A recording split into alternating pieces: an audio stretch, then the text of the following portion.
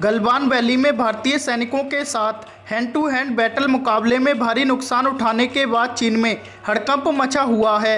इसका अंदाज़ा इसी बात से लगाया जा सकता है कि दिन में हुई झड़प में मारे गए सैनिकों के शव उठाने के लिए चीनी सेना के हेलीकॉप्टर शाम को अंधेरा होने के बाद आए।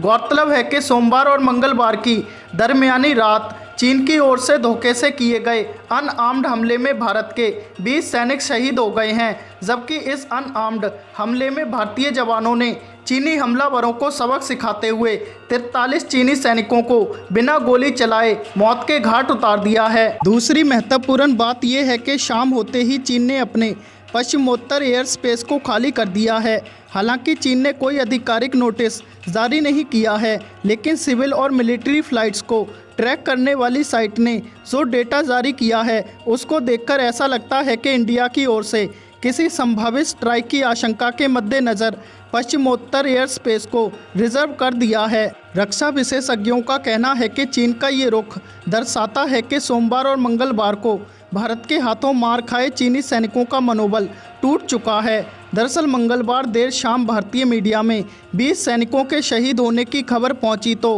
पीएम मोदी ने हाई लेवल मीटिंग बुलाई। इस मीटिंग में रक्षा मंत्री राजनाथ सिंह, विदेश मंत्री एस जयशंकर, वित्त मंत्री निर्मला सीतारमण और गृह मंत्री अमित शाह शामिल थे। इसी मीटिंग के समानांतरण तीनों सेना अध्यक्षों की बैठक CDS बिपिन रावत के साथ भी चल रही थी। दोनों ही अति महत्वपूर्ण बैठकों में क्या हुआ इसकी जानकारी बाहर नहीं आ सकी।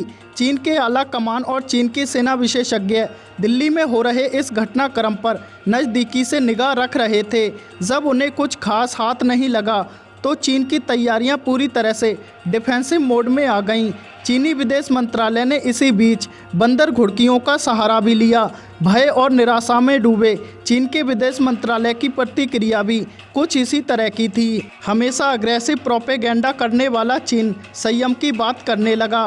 बहरहाल चालबाज और डरपोक चीन को सबक सिखाने के लिए भारत ने गलवान वैली के आसपास अपने एस्टैब्लिशमेंट को और मजबूत कर दिया है। चीन से लगती लगभग 4000 किलोमीटर की सीमा पर एयर और ग्राउंड पेट्रोलिंग भी बढ़ा दी गई है। भारतीय सैनिक पूरी चीन सीमा के साथ साथ पाकिस्तान सीमा पर भी हाई अलर्ट पर हैं।